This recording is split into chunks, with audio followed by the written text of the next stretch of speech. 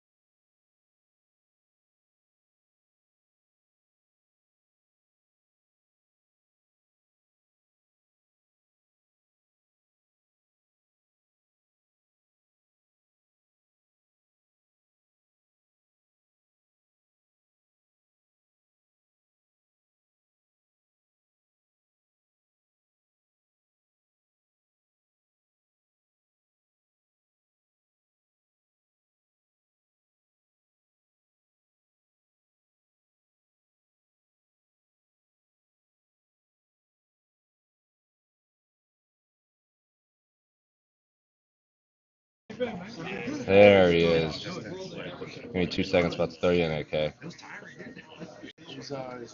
Oh, Hey, hello, we're hello. live, Sorry, one second. pal. I can't hear AK. I think you Video's might now be coming muted. in. Yeah. One sec, one sec.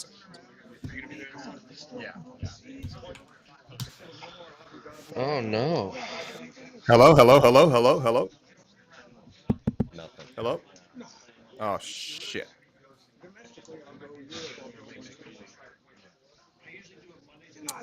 Oh shit.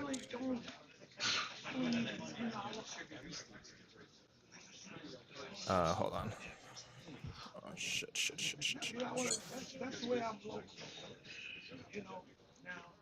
Hello, hello, hello. Hello, Jose.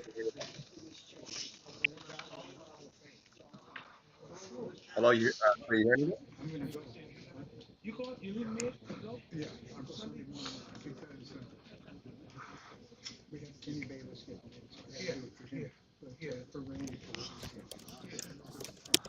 Yeah, let me try something.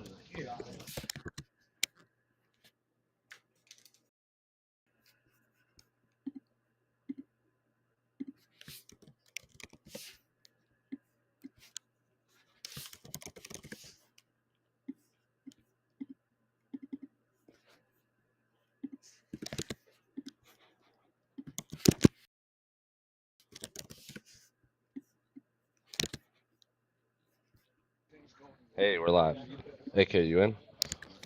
Hello, hello, hello, There he is. There he is. hello. Perfect timing. Hold on, let me try my other microphone. Can you hear me now? Can you hear me now? Yep, I can hear you, AK. Is built first man to the scale. What's up, He's the everybody? former You undisputed hear John? UFC bantamweight champion and the #1 ranked contender, Sugar Sean O'Malley.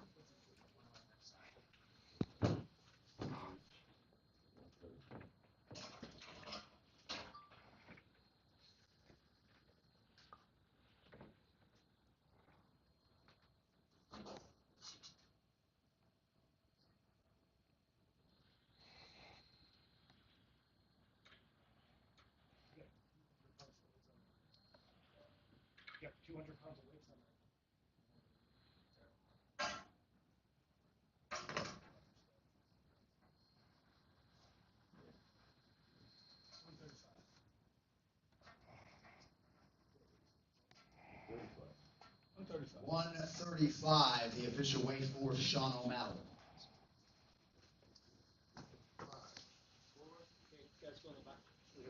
135.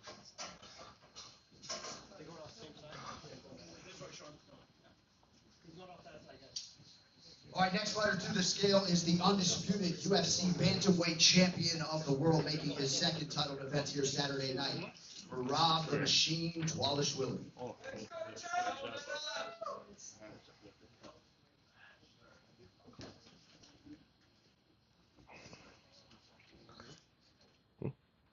Hey, we're gonna.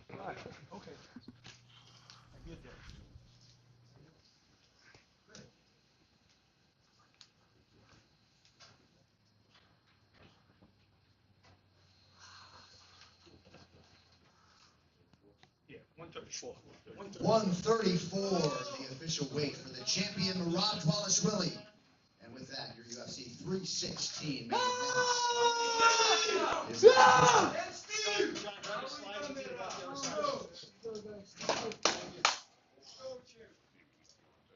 Hope that woke everybody up. Champ with a primal roar. We've got a official main event, people. All right, next fighter to Rob. the scale, one half of the co-main event, beginning her second reign as the undisputed UFC Women's Bantamweight Champion, the Venezuelan vixen Juliana Peña.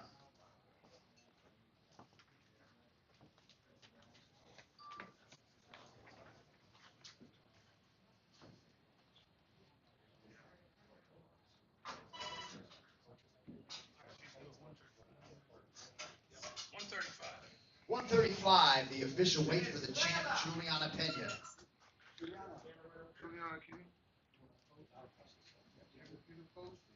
All right, next fighter.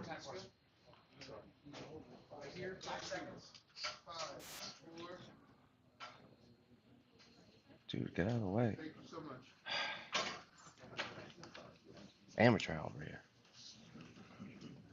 All right, next fighter to the scale, taking part in her first UFC title fight here on Saturday night, the number 2 ranked bantamweight contender, Kayla Harrison. 135, the official weight for Kayla Harrison. And with that, the co-main event is also now official.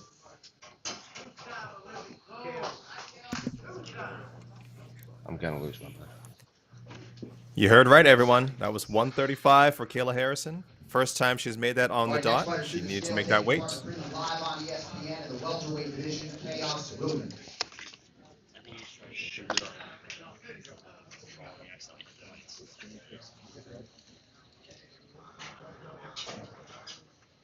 Chaos is 170.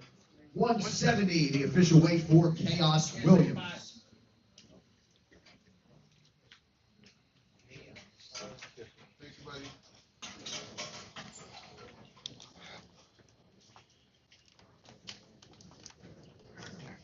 All right, next athlete to the scale, competing in the lightweight division, Yanal Ashmouz.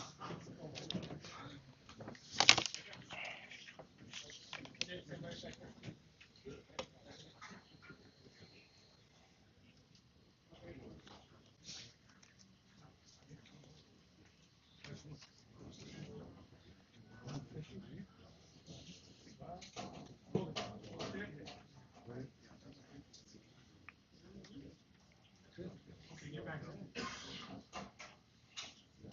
155. 155, the official weight for Yanal Ashmouz. Okay, here. 3. Got it?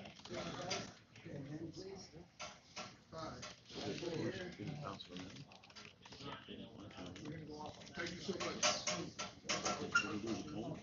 45 next, 145 next. 45? All right, next fighter to the scale, competing in a featherweight premium, 145 pounds, Jekka Saragi. Jekka Saragi coming up.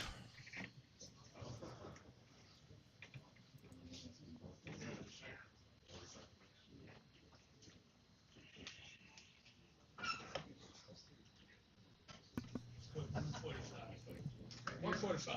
145, the official weight for Jekka Saragi. 145 for Jekka. Dude. It's commissioner. All right, next I fighter to see the him. scale, charged We all with see taking on him. the pay-per-view main card in the welterweight division, max weight 171 pounds, Kevin Trailblazer Holland.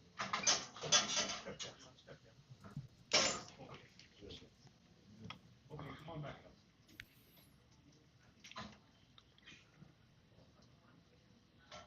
170.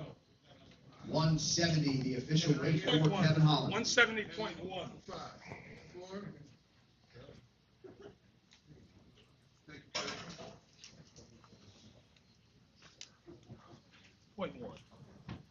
All right, next fighter to the scale is the undefeated number 12 ranked light It's heavyweight like two straight contender, pay-per-views Azamat like this. Murzakanov. Max weight 206 pounds. Here's the undefeated Azamat Murzakanov.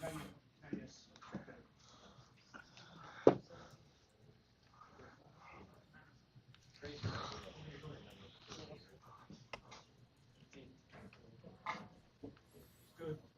205. 205, the official weight for Azamat Murzakanov.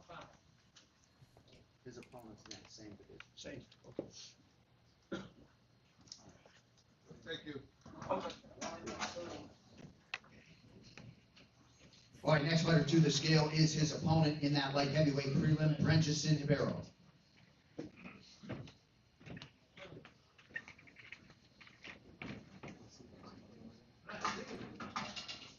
Okay, 205. 205, the official weight for Brenjison Ribeiro. Hold it right here. 5, 4. Thank you. Next one's lightweight max 156. Oh, we got another fight official. That was Mirzakanov's opponent, Brenson All Ribeiro. right, next fighter to weigh in this morning, competing in a prelim live on ESPN Plus in the lightweight division, Quillen Salkill.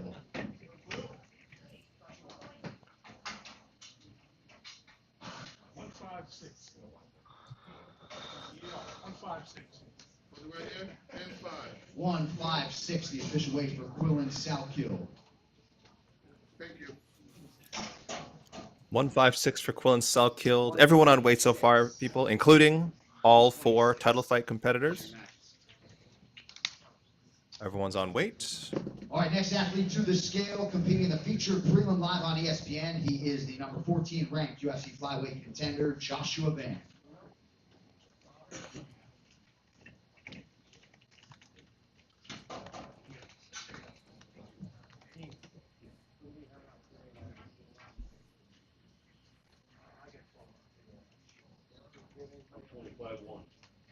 $125, the official weight for Joshua Van.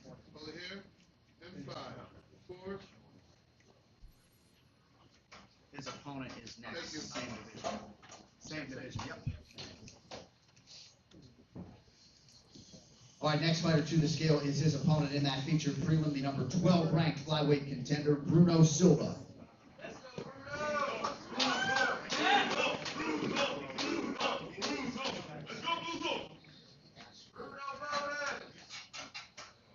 Okay, Bruno's 125. 125, the official weight for Bruno Silva.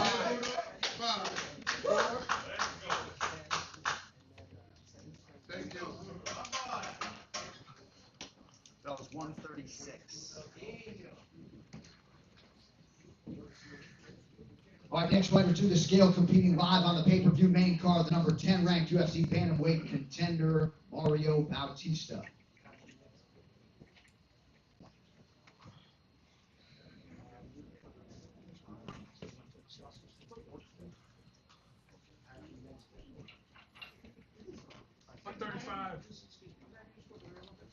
.1. 135, the official weight for Mario Bautista. And 5, 4. Thank you. 146 next. All right, next fighter up in the featherweight division, Ju Song Yu.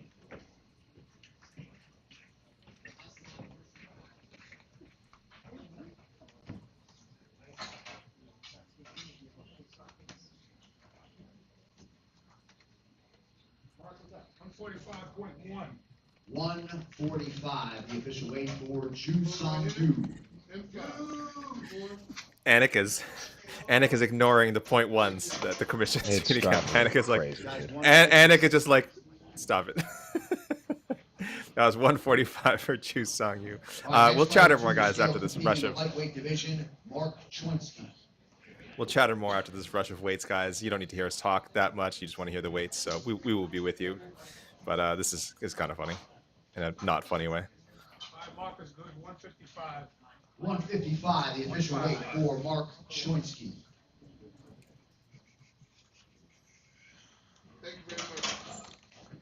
171.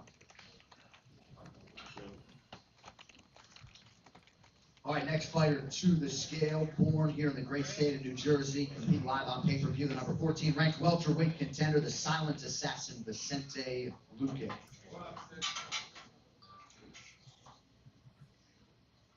170.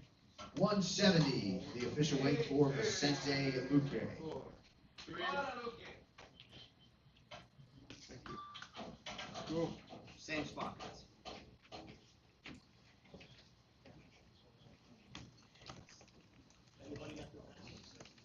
All right, next fighter to the scale, competing in prelim live on ESPN in the welterweight division, Andreas Gustafsson.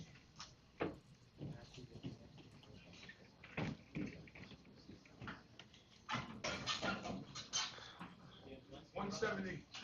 170, the official weight for Andreas Gustafsson. Over here. 5, 4. Thank you. 136. I mean, give the commission this. They are just getting people up there and hitting that scale as quickly as possible. Just real fast reads, which I don't have a problem with.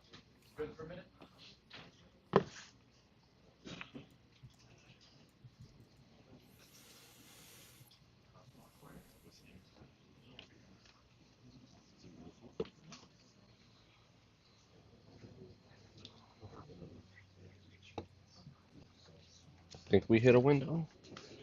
Okay, it looks like we have a little bit of Whoa. pause here, guys. I expect someone to come. Oh, okay. Camera got bumped. What? That's all. It happens. What is up, everyone? Apologies for a bit of a abrupt start there. I had some issues connecting in. This is Alexander Cayley. Some technical issues connecting in. Some technical issues getting my sound working. But you are now watching and listening to MMA Fighting's UFC 316 official weigh-ins live stream. Thank you, everyone who has already tuned in. You've seen quite a bit of action. You've seen quite a bit of relevant names. Everyone say a big thank you, of course, to Jose Youngs, who is on site in Newark, New Jersey. He has been all week. And as usual, bringing this amazing weigh-in footage, completely unobscured weigh-in footage, as I like to call it. Yeah, so far, guys, just to give you a brief rundown of the top two fights. Merab Dvalishvili, Sean O'Malley, both on weight. Merab actually a pound under. Merab coming in 134. Juliana Peña, 135, defending her women's bantamweight title against Kayla Harrison, the big question mark of the day. She was the fourth fighter to weigh in, 135 pounds. So no issues, no drama there, guys. We are all good with the championship fights so far. Fingers crossed. Nothing happens between now and fight night, and we get our two title fights that we have been promised. I will send Jose a graphic of sorts in a moment, but we're going to wait a bit, guys. We don't really need to do a rundown. I'll let you know everyone who has showed up has weighed in successfully. Everyone who showed up has weighed in successfully, excuse me. We're still waiting for Calvin Gastelum and Joe Piper. Still waiting for Patchy Mix. A lot of people waiting to see what happens with him, of course. I assume Patchy, like Mario Batista, will try and weigh in at 135, just in case. Just in case something happens to Saturday's main events. Knock on wood. We're also waiting for heavyweights, Sergey Spivak, Waldo Cortez Acosta. Don't expect them to show up early. Flyweights, Ariana De Silva and Wang Song and Markel Medeiros. That's it. Markel Medeiros, kind of a weird situation. Was supposed to fight this past Saturday. Had an illness that forced him out of a fight, but thankfully seems to be recovered and was rebooked to fight newcomer Mark Chwinsky. Saturday night is the UFC's bantamweight division. Patchy Mix. There we go. Let's go, Patchy Mix. Okay, Patrick, 135.1. 135, the official weight for Patchy Mix. Right here, buddy. 5.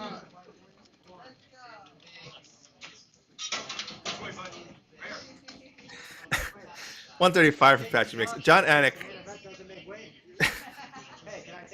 Just in case the main event doesn't make weight. Oh my goodness. Yeah, I don't see why not. John Anik announcing that so quickly before the commission guy could even say point one. I don't know why. He's on John it, Anik. dude. I don't understand what he's doing. This is the third. To anyone just joining, this is the third time this commission gentleman has insisted on noting that there's a point one. This is strange for a number of reasons. One, we're using a beam scale, which if you guys have seen any weigh-ins with a beam scale, They really only say if it's on like 0 or 0.5. That's it. That's really all they care about. They don't generally don't try and be so granular with it. This is the third time he's insisted on 0.1, guys. Make note, that's 0.1. And it's like, okay. Two, excuse me. Two, the scale is like clearly still moving by the time this guy weighs. I'm not sure what's going on. We've seen this method before. We joke about this in Las Vegas all the time. We get the fighters come on. They're vaguely within range of the weight. He bangs the thing home. We all move on. Everyone's vague is mostly within the same weight range. We're all okay with it. So he's both kind of being extremely specific, but also doesn't seem to be looking at the scale very closely. And I don't mean to single him out. No idea what he's doing. He's Jose like, something like 135.1, which is impossible to do on a beam scale, and then stand smack in front of my camera. I want to throw something at him. Jose, please. We are live on MMA Fighting's YouTube channel. We have to, and Facebook as well, I assume, and other streaming platforms. We have to be professional. No. Just as professional as this commissioned gentleman is being. He's literally like, what weight class is this guy?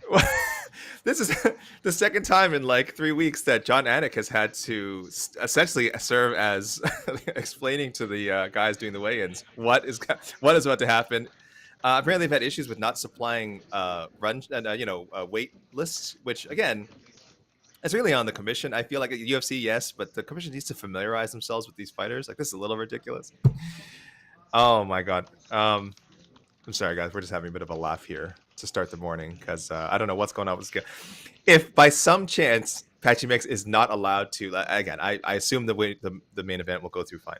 If by some chance Sean O'Malley or Merab Dvalishvili are not available and Patchy Mix wants to step in, but he can't because he's technically, according to this guy, 0.1 pounds over, I'm going to laugh. I mean, I guess that Mario Batista will get the opportunity. He was apparently 135 on the dot, not 0.1. But I've never seen anything like that before, guys. Guys, 186.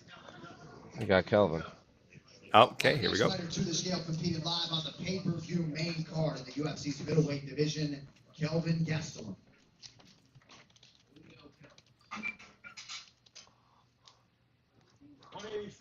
185, the official weight for Kelvin Gastelum.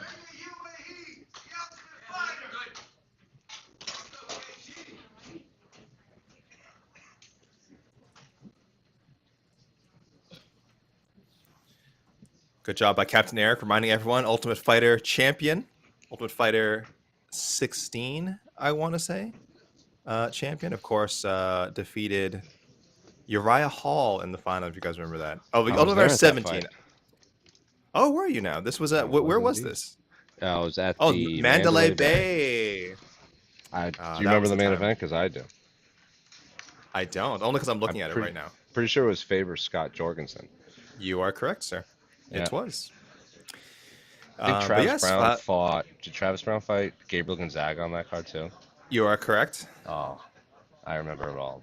Remember it well. And there was a women's fight, a pivotal women's fight on the main card as well. Misha Tate and Kat Zingano. Damn, this man does not stop. Bubba McDaniels fought. Bubba McDaniels. I was gonna say, if you remember the main card opener, I will be. I could give you a very obvious. No, don't tell me. No, his son is. Okay, I won't. His son is in the. Correct. Gilbert. Correct. Gilbert Smith. Gilbert Smith. That's correct. Yeah, I remember. Wow. Just to round it out, we also had some other Ultimate Fighter competitors that season. Josh Salmon, RIP, Josh Salmon, fighting Kevin Casey. Luke Barnett and Colin Hart, who I'll be honest, I don't fully remember. Dylan Andrews, Jimmy Quinlan, Clint Hester, and Bristol Marunde. Here is a name I've not heard in a long time. Cole Miller, Dang. Bart Palashevsky, Maximo Blanco, Sam Cecilia, and Daniel Pineda, and Justin Lawrence. Justin Lawrence, remember this guy? Where did this guy go? Justin Lawrence. All right, guys. Looks like I got someone else coming up, so we'll save the recap for a moment. But again, I want everyone to know, anyone who's come up, guys, has made weight. If you see any memes or trolling about missing weight, nobody has missed weight. All the championship competitors on weight. Everyone who stepped up has made weight. We're only waiting for about 5 fighters. Yes, 5. I was going to say Patchy Mix, but we saw Patchy Mix. 135, Mr. 135.1 himself, Patchy Mix. Yeah, so Joe Piper, Sergey Spivak, Waldo Cortez Acosta, Ariana De Silva, and Wang Zong. That is it. That is your to come, TBD. I don't think we have a backup for either fight. Again, technically, I suppose for the main event, you could have either Mario Bautista or Apache Mix. All right, The next fighter women's to the bantamweight scale, fight doesn't have competing in the women's flyweight division, Wong Tong. Wang Tong.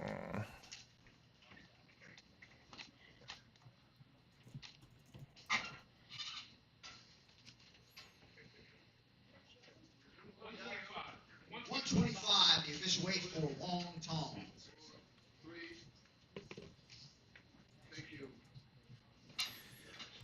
125 for Wang Tong, who is a massive, massive favorite. Let me look this up real quick. I'll just check Tapology. Tapology has I'm not sure they use their odds source, but Tapology has Wang Tong as a minus 500 favorite. 88% people picking Wang to win. I'm just a little confused about the Wang hype. I'm going to be honest. She had a huge knockout of Victoria Leonardo. Obviously, very impressive. You don't see that at 125 pounds on the women's side a lot. But it was Victoria Leonardo who I think is such a fun fighter, but is very much like her role when she was in the UFC, even when she was in Invicta, was sort of to be in exciting fights and also to get finished brutally. That's just how she makes her money. And God bless her. I hope she's healthy and hope she's doing well. So it was weird after that knockout. People were going crazy. We were like, "Oh man, this and then she fought a pretty tough fighter in Gabriela Fernandez, her second fight, and she lost, and that's okay. But she was minus 950 favorite in that fight. So she beats Bruno Zil, which is fine, and then now we have gone back the other way to minus 500. So I don't know, and I think Arnie De Silva is still good and way more experienced, but way more experienced. She's also looked very good since she trains with Amanda Nunes a lot now. Yes. Wang does have this. People will go to a kickboxing match she had over Valentina Shevchenko from 10 years ago, which I guess also is a part of the hype. But I guess I don't know, man. From what I've heard, that's a controversial win anyway. Okay, well there you go. I didn't watch it myself, but I'm just saying, people, her being such an insane favorite of her fights is wild to me. So I don't know, guys. Again, gamble accordingly. I tell you guys, don't bet on MMA. If you're going to gamble on another sport. I say don't bet on MMA. It's way too unpredictable. But I would definitely say don't just straight up bet Wang Tong. And I would also say don't include her as a parlay piece. Actually, maybe it's the other way. Maybe you should bet her straight and not do a parlay piece, because I think that to me is a shaky leg. But hey, I don't make the odds. Odds makers are generally smarter than me. Maybe they know something about Wang that I don't know. Maybe they know something about De Silva that I don't know. But that one's fine to me. I'm looking forward to that fight either way. Actually, I'm really looking forward to that fight. So, all right, guys, we will do a rundown now. Like I said, we're only waiting for 3 people now. So let's get something on here for you guys to look at. Send this to Jose in a moment. No drama, guys. No drama this morning. Again, I know a lot of you are wondering. Kayla Harrison, 135 on the dot, championship weight, no problem. She looked very good. First time she has ever hit that number. Came in at 136 in both of her previous bantamweight appearances in the UFC. So, there were some questions over, well, could she get that extra pound off? And I think we all always figured she could. And, she didn't need to cut that extra pound for her other fights. Why would she? I think that's the general thought. All right. I hope this graphic I sent Jose makes sense. We'll have that on screen in a moment. Sorry, guys. I'm just see some of your comments. Let's go to your comments real quick here, guys. I'm sure you guys are all behaving. Intangible 79 says 0.1 pounds equals 1.6 ounces or 45 grams. Well, that's too much. That's too much. Karl Heinz Reidler says Tony Ferguson will be making weight just to show he's still a champ. I mean, there you go, guys. There's your beautiful. Thank you, Jose. I will do a verbal rundown in a moment. Just want to keep reading some of your comments here. Blood and Beer. Tough Uriah Hall may be the pound for pound most devastating MMA fighter of all time. I mean, insane knockout in the first round of I can't believe I'm forgetting the guy's name right now. This guy, sadly, his career is always synonymous with being KO'd by Uriah Hall, and that's just kind of how life works. Jake, you guys know better than I do. Oh, Adam Sella, excuse me, not Jake. Adam Sella. Bubba McDaniel, 8-second knockout. I don't remember. I remember one of these guys he knocked out off his back. I think that was Dylan Andrews. It was Uriah Hall was on his back and he knocked him out. I'm trying to Bill McDaniel 8 seconds. He was nasty. I remember there was so much hype around Uriah Hall. He'd fought good competition before the UFC. That's why he'd fought. I remember Chris Weidman and of course the great Costas Philippou, who was like vaguely a UFC a middleweight like top 20 guy for a second. Ong La and Sang he fought before the UFC before he could make the UFC, and then looked like he was going to dominate for years to come. Lost a very uneventful split decision to Calvin Gastelum in the finale, and then lost split decision to John Howard. Kelvin was like the 16 seed. Calvin was the youngest Ultimate Fighter contestant ever. American edition, by the way. I remember I was watching the season. I said, how dare they forget Patrick Iadisi from the Tough the Smashes season, who was truly the youngest Ultimate Fighter contestant ever. But you all knew that. So, but Calvin, yes, obviously the youngest to win it. And he's had a very good career. Calvin's had a great career. He's going to the Hall of Fame. Going to the Hall of Fame Fight Wing this summer. Him and Israel Adesanya for their classic fight, which Jose was at, of course. So yeah, great for Calvin. Back at middle. I wasn't at. You weren't at that one. Oh, Jed was there. Jed was and there. Our former colleague Sean Al-Shadi was at that one. Oh, I get you guys mixed up all the time. You and Jed and Sean. Right. All three of you. All three of you. It's really confusing. I get you guys mixed up all the time. But yeah, Calvin back at middleweight where he belongs, please. No more cutting down to 170, Calvin. I know he never lets it go. I know he's always insisting that like it's going to happen someday, but just stay there. What else we talk about? Okay, let's do a little rundown here. Hold on, guys. Got a little.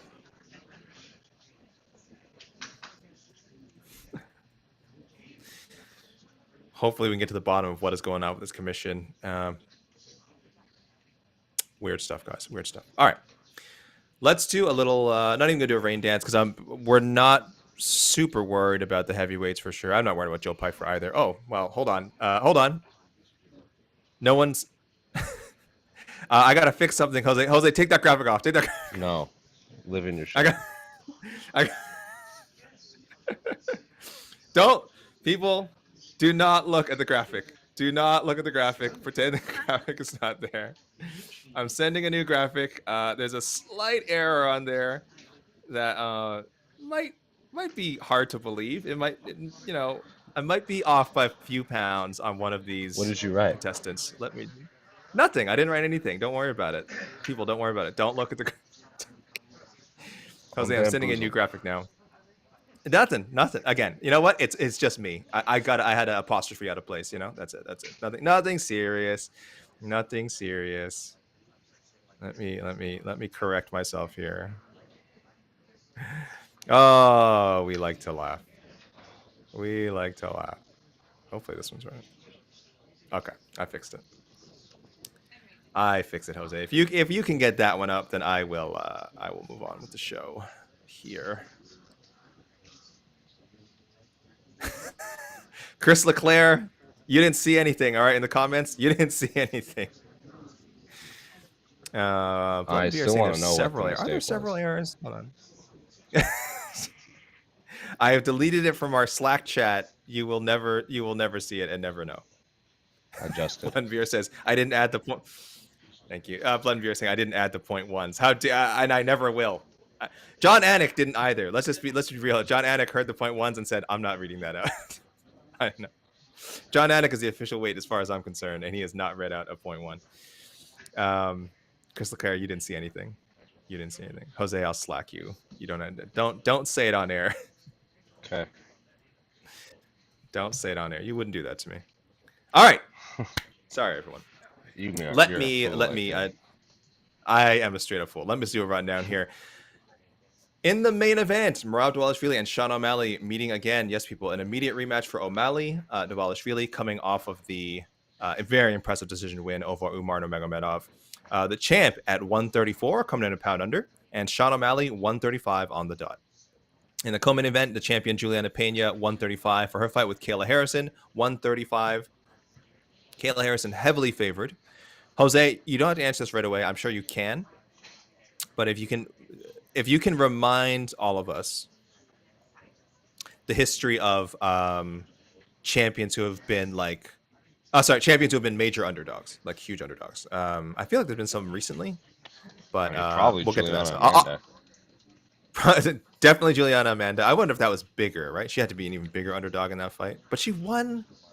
She did win. I was gonna do a whole thing on. We didn't have time this week. A whole thing, maybe I another time. think I On would imagine Nico Montano was like plus 700 against Valentina, even though that fight didn't happen. when that was supposed to happen. Yeah, I think it was actually Yeah. bigger. Well, Juliana had won the first fight. She was only a plus 210 No. underdog. So people probably bet a lot of money on Amanda Nunes. Matt in that Serra, fight. maybe? And there was Amanda was a minus 260 favorite. Matt Serra, I would bet that as well. Sorry guys, I'll get back to the weight recap. But I've gone off on a tangent. We got movement. All right, so we can do the rest of our recap later. Matt Serra plus 373. To the scale, competing in a heavyweight prelim live on ESPN, the number 11 ranked contender Waldo Cortez Acosta. Salsa Boy, the owner of the longest win streak in the UFC heavyweight division right now. 4 straight. 265, the official weight for Salsa Boy, Waldo Cortez Acosta. Thank you.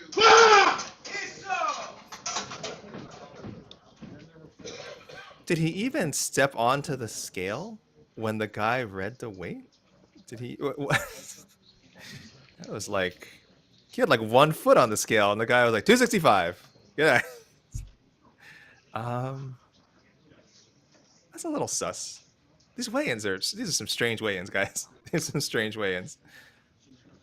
I might need a slow-mo replay on that one later, Jose, of like, what the... That was funny. DJ Serena, now you saw nothing. You saw nothing in the original graph. Lazy Fed, and now he's going to say he's also 265.1. Yeah, funny stuff, guys. Funny stuff. I'll keep going, guys, just a bit. Calvin Gastelum, 185. You guys saw him. We are still waiting for Joe Pyfer, Mario Bautista, and Patchy Mix. Key bantamweight contenders bout. Fingers crossed, possibly one of these guys can step into the main event if something goes wrong between now and fight night. Again, both at 135. Mario Bautista and Patchy Mix.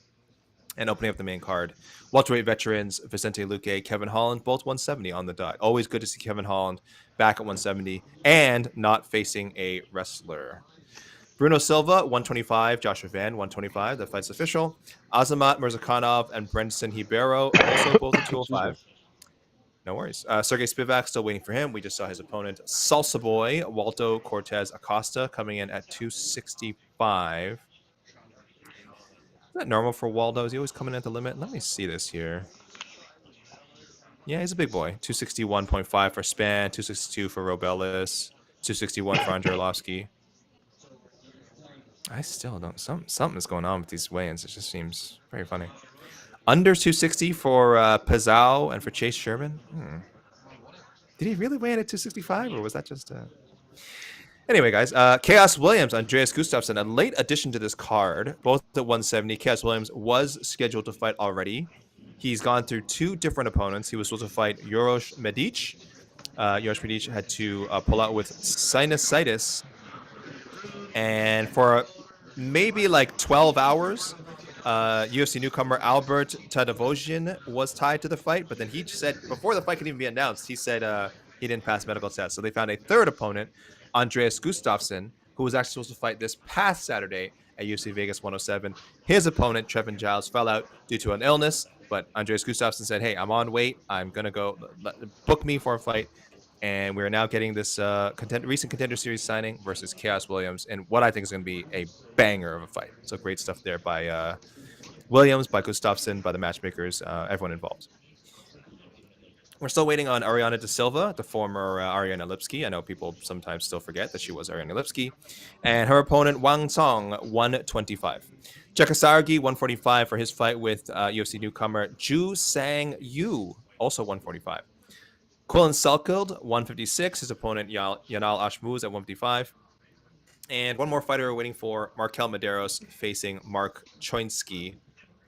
Markel also was supposed to fight this past Saturday. He was going to fight...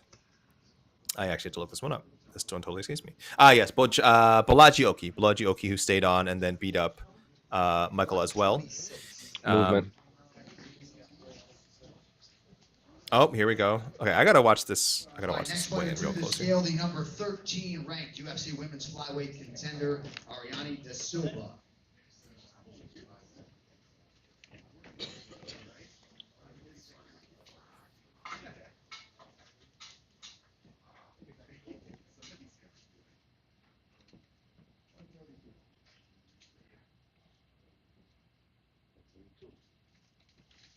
One 32. 132, the official weight for Ariane Da Silva. 6 pounds over the Whoa. flyweight limit. Thank you.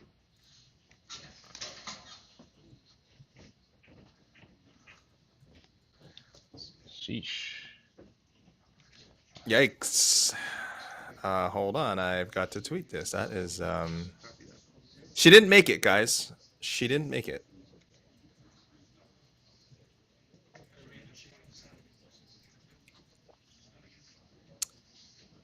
She did not make weight. You heard correctly. I think everyone was a bit shocked. I was wondering why it was taking so long. Like I said, they've been pretty good about getting guys and gals up there quickly on and off. And they took an extra breath for Da Silva. 6 pounds. Now we'll make the usual disclaimer. This definitely sounds like she was probably told to stop cutting weight at some point, and it's just showing up closer to her natural weight. We'll get the full story eventually, I'm sure. You know, our own Guillermo Cruz is on that beat.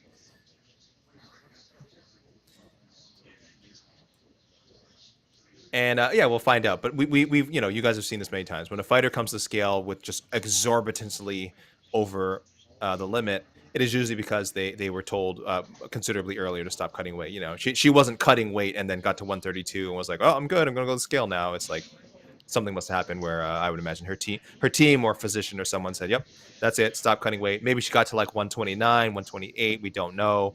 And she's probably already rehydrated. That was tough. That was tough.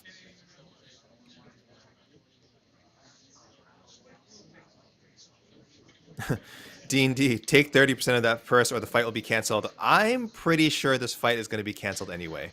So, I thought the commissioner read it wrong. I was about to be like, no, it's 125, not 135. yeah, given what has happened today, you would not have been incorrect in assuming that, Jose, but it did. I mean, you saw the look on her face. Again, John Anik, he read it out as 132, so we know John's on point. Yeah, he must have taken a look. That's real bad. So I was just saying before, don't bet on this fight. One, you might not even be able to bet on this fight now because I have a feeling this one is going to be canceled. I'm pretty sure. I don't know. Actually, I keep forgetting they're not in Las Vegas, but I don't know. The policy is in Newark, the state of New Jersey. Excuse me. That you need to be within like 5 pounds of someone else's weight for a fight to go I through. don't Maybe they know. don't have that rule here. I don't know either. Yeah, I will say it is state to state. I don't know if that is the case here. We've certainly seen something like that in other states. That is wild stuff. TJ's turning it out. No, everyone will not be Wang Songing tonight, unfortunately. One of our favorite things to do ever since she debuted in the UFC. He will not. He will not. Unless somehow they work it out. But 6 pounds, that's like if the commission even allows it, that's got to be like half the person's purse. That's just crazy. But she did not look. I'm not saying she looked ill. Again, this is going by. We saw her for like 5 seconds. Did not look great. Again, even if Wang Song agreed to this, I just have a feeling the commission something's going to happen tomorrow morning where they're going to check her out, and she cannot be fit to fight. That is a ghastly weight miss. So our first big disappointment of the day, unfortunately, we are still waiting on Joe Pyfer, Sergey Spivak, and Markel Medeiros, guys. 3 more people to weigh in. Fingers crossed. Fingers crossed we don't get anything else like that. Let me see what you guys are saying in the comments.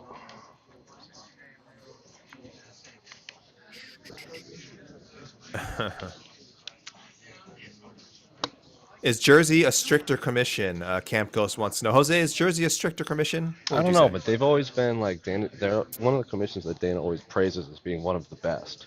You know, Okay. like I remember for years to be like, I love working with the commission. They're so great. They're one of the first people to give us a shot. As a Oh, sport. yes. So I don't. I generally don't know. I just can't see this going through. All right, guys. So there we go. I guess I better send another update to Jose because it could be a bit, honestly, before we see Sergey Spivak again. He's a heavyweight. He's rolling out of bed. He'll be fine.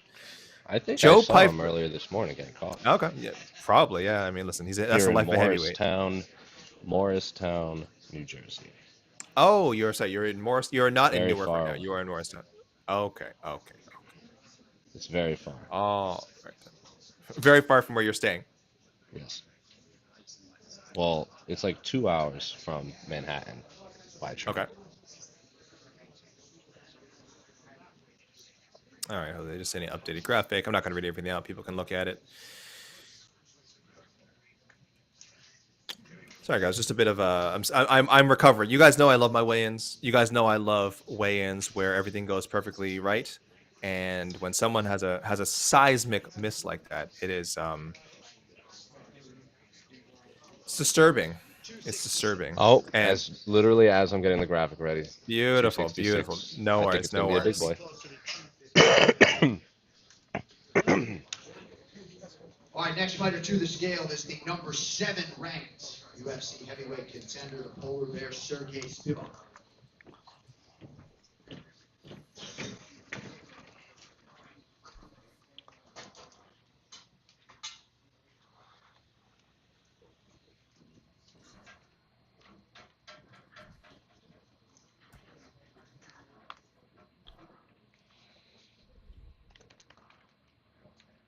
$251.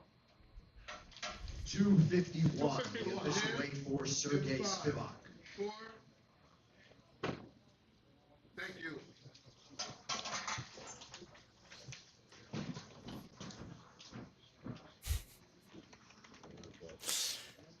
Still laughing at the point ones from earlier. left, I don't right? even. I still don't know what that was. Okay, Jose. Now I'm sending a new graphic.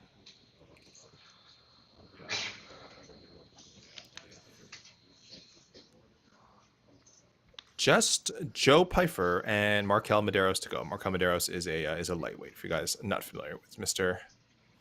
Medeiros, not to be confused with Glenn Medeiros, as some of you may do. Of course, the great singer of "Nothing's Gonna Change My Love for You."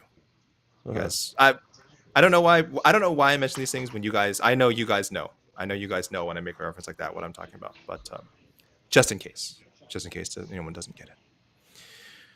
There you go. Okay. Thank you, Jose. Maybe I should throw up a poll too. Should I throw a poll? Let's just throw up a good old-fashioned poll, guys. How many times do we hear and new on Saturday? Let's throw that up there, guys. Let's let your voices be heard. Let your voices be heard. How many times do we hear and new? Oh, right away. Right people out the gate voting 2. Oh, now it's 1. Okay. I don't see any zeros yet. I don't see any people. I assume not a lot of. There's one. Not a lot of faith in Juliana retaining. I think Juliana is such a live underdog. I understand. Kayla Harrison is very good, physically overwhelming. We've seen her fights. We've seen when she's at her best, like what she can do to people. Didn't look amazing in the Ketlin Vieira fight, but again, Ketlin I think is a very tough opponent. So that's not. I don't think that's a huge indictment of Kayla Harrison's skills. Like I just think Caitlin, matchup wise, in many ways, is a tough matchup. And Kayla still won that fight. You know, it just wasn't. It wasn't pretty. It wasn't a pretty win. That's okay. So yes, physically, I think people are going to see her. People assume she's going to take Juliana down, and she's going to drain Juliana on the ground. But Juliana Peña, again, has quite a bit more high-level experience, I will say. I know her gas tank's not amazing, for someone who's known for being, all offense all the time. She did gas out a little bit in that Pennington fight. I do think it's because Raquel was lighting her up, though. It wasn't just she ran out of energy. People always say, hey, you get punched in the face, that'll drain your gas tank real quick. And she took a lot of hard shots from Raquel. So by the time the 5th rolled around, she was just surviving. Can Kayla bring the same kind of heat? I don't know. I'm very curious to see where the live betting will go and what you guys think of the fight if it gets past the 2nd round. Again, it could keep going great for Kayla. She doesn't need a finish to win. This isn't Kayla has to get a first or second round submission or knockout to win the title. She's won many decisions. She's gone the distance several times. So Kayla could easily win a decision as well. There's many ways past the victory for Kayla. For Juliana, I think people only really see one way, and that's just her going like full berserker and somehow outlasting Kayla. And I just would say, don't rule that out. Don't rule that out. Were I a betting man, of course I'm betting Kayla all the way. But this would not be as big obviously would not be as big an upset as when she beat Amanda. I know the odds are huge, but the Amanda one was crazy. This would be up there. But for me, not one of like the 10 biggest upsets in UFC history. But the odds say otherwise. The odds say that if Juliana were to win, this probably would be one of the 10 biggest upsets. But I'm just saying, don't count her out, guys. Don't count her out. I know we all want to see fresh blood at the top. I know we all think, Kayla is the princess that was promised, that she is the one who will lead the bantamweight division back to its former glory. But I'm just saying, don't look past Juliana Peña. And I'll say the same for Sean O'Malley, too. One of the reasons I think a lot of us didn't want to see this fight is just we can't, picture how it's going to go differently from the first. But I bought into all the excuses, guys. I don't know if you have. All the excuses of O'Malley was injured. I mean, very legit. It's got that labrum issue, had that worked on. Whatever other lifestyle changes he feels like he had to make to prepare for this rematch. I believe it. I'm buying into it all. I'm invested in this fight.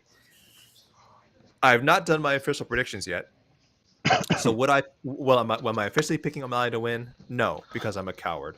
But neither result would surprise me. If we heard and still twice on Saturday. Excuse me. Sorry, one and new or and again, I guess, with O'Malley, and then an and still with Juliana Peña. Would not surprise me. Would not surprise. Don't expect it. I don't expect it. But this to me is not two title fights that are just written in stone, where the results are written in stone. Excuse me. I think we can see some crazy stuff happen.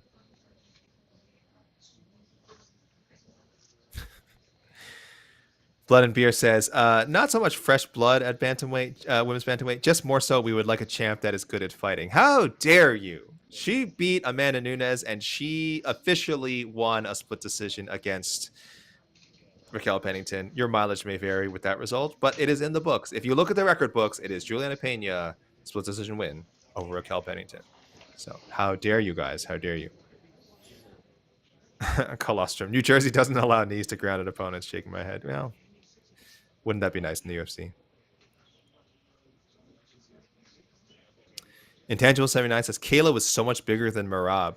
She did look. Yeah, you know what? I would love to see a side-by-side comparison. She looked strong. She's a powerful fighter.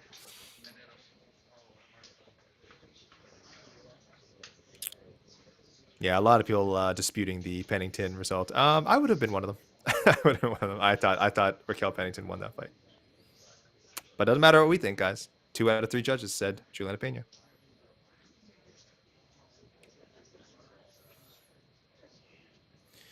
Much of the buzz, of course. Thank you, Exteran, for reminding me. Saying, do we want to see an Amanda Kayla face-off? Of course, guys. That's a big storyline heading into this. Amanda Nunes seemingly making it clear, not saying it precisely, but I believe she's back in the testing pool. What was her exact wording, guys? We've written this up. Obviously she spoke recently. Is she back being tested? I don't know, but she has certainly indicated that she is interested in fighting again. That has to be contingent on Harrison winning. She has been laughing at the prospect of a Peña trilogy forever, and I don't see her coming back for that. Seems to be doing very, very fine in retirement, and really would want the challenge of fighting Kayla. But.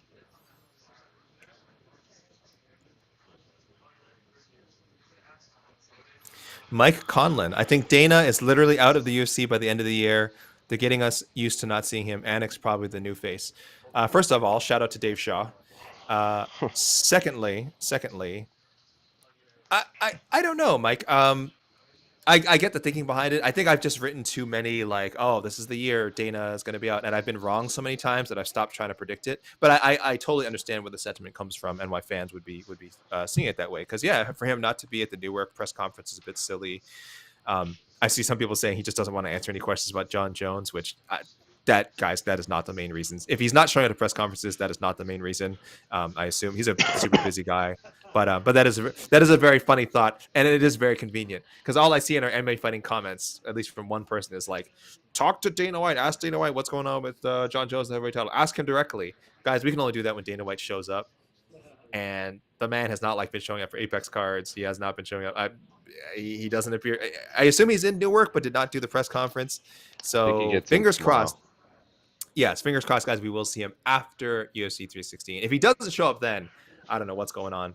But yes, guys, I understand. I hear your frustrations. I totally understand. We want answers from the big boss. We want to know what's going on with John Jones, with Tom Aspinall, with with everybody else. When's Islam Makhachev, Jack Della Maddalena actually going to get booked?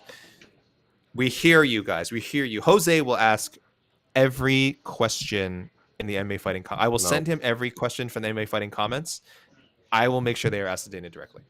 Every question. Go to MMAfighting.com, guys. Go to like the morning report or something. Leave your question. I will make sure Jose answers. He actually legally has to ask Dana anything you put in the MMA fighting comments.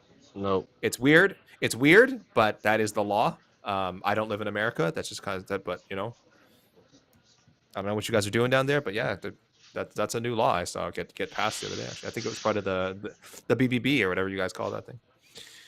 Okay, I gotta make a note here for. If you guys are looking at the graphic, your eyes do not deceive you. Oh, did I not send a? Sorry, Jose, did I not send an updated? Oh yeah, Jose, I did send an updated one because with the Ariane De Silva miss, just in case anyone. I kind of want people to get shocked who are showing up late. You send me another one? I did. Yes, it is updated. All right, give me a second. No worries, no worries. Again, it is really just the one eyebrow-raising weigh-in from Ariane De Silva. AB said the scale has been moving for damn near every weigh-in. LOL. That's from Lazy Bit. Yeah, Lazy Bit. I don't know what's going on. Sometimes there you go. Thank you, Jose. There's your updated graphic, guys. Sometimes it looks like they're being like really precise with it and kind of doing it the right way, but then almost too precise. Other times they're doing the person steps up, they briefly glance at the scale and then they bang it home. So I love weigh-ins, guys, but I'm not going to be a stickler. If they're saying these guys are making weight, then they're making weight. I want to see these fights happen. I don't want to see a fight called off because someone is 0.1 or 0.2 pounds over. So the commission is using their discretion, and for that we thank them, guys. For that we thank them. Yes, your eyes do not deceive you. Ariane De Silva, 132, guys. That is a flyweight bout. That is not a bantamweight bout. That is a flyweight bout.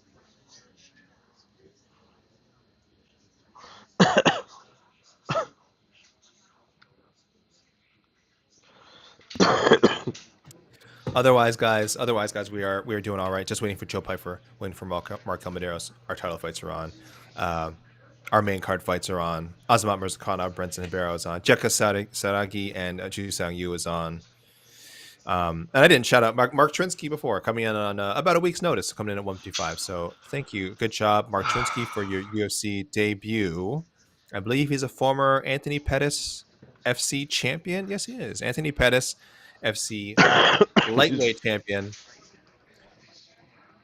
Successfully defended his title in March against John Ramirez. I believe he's supposed to defend it again next week, actually, and of course got signed to the UFC. So he's, I assume he's vacated his APFC title for this huge opportunity.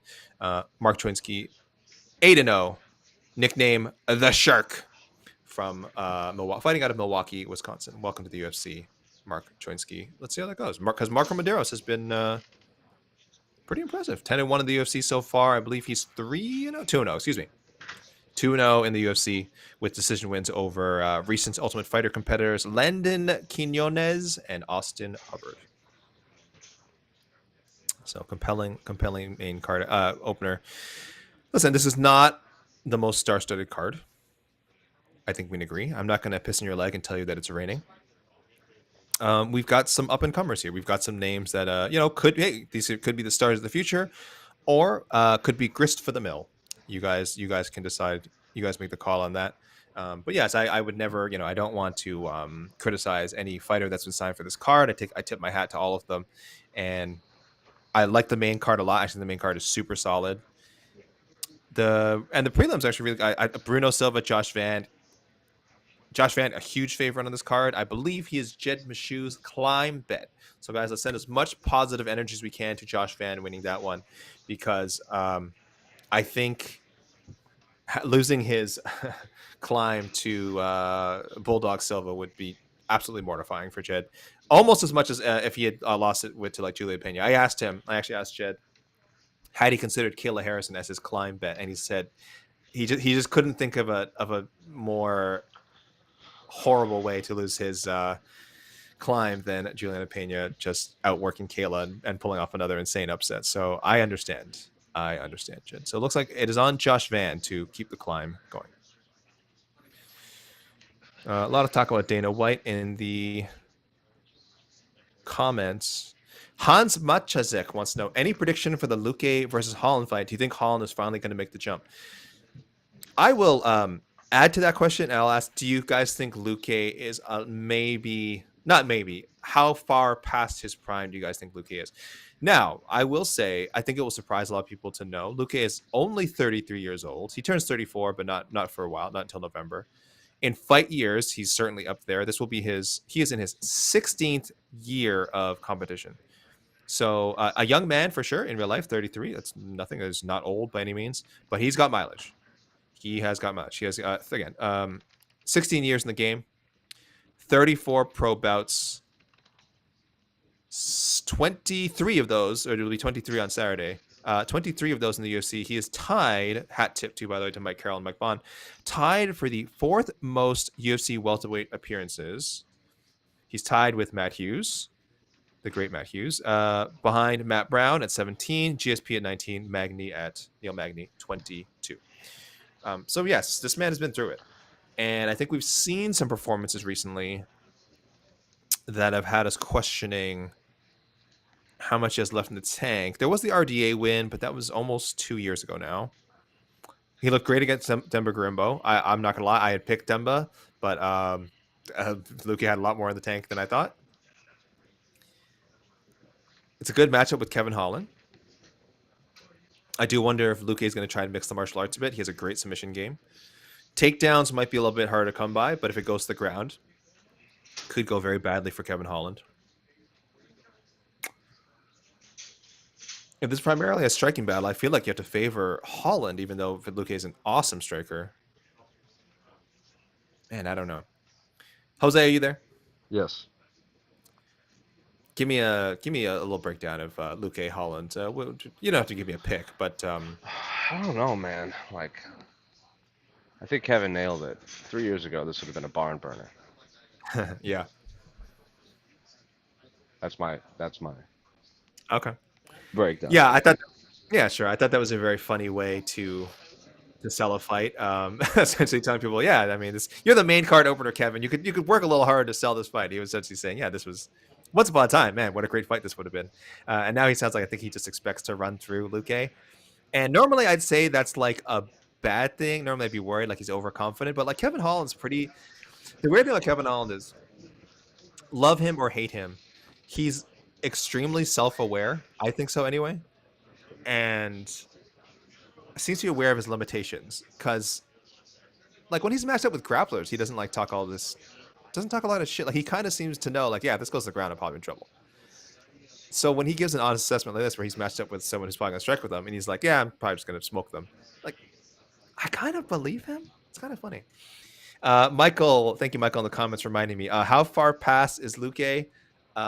Brain bleed. Need I say more? Yeah, what was that? Guys, remind me. What was the story of? Right. I mean, this was some time ago, though. I'm sure he's fully recovered. This was before the RDA fight. Was this after the RDA fight? Yes, but I agree. Yes, guys. Anytime you hear that sort of thing, it is deeply troubling.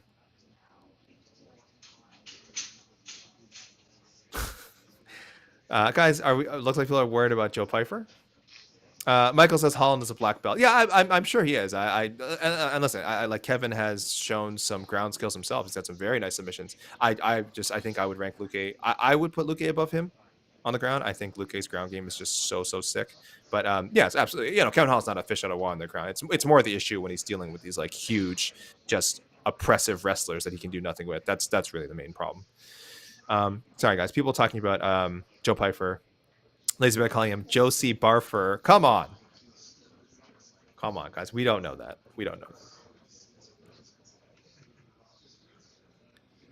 BFA 11. I remember when Holland refused to grapple Wonder Boy. Crazy. Hey, I think he got a fight of the night for that, right? So there you go. He got an extra 50 Gs, so no complaints. Did not get a win.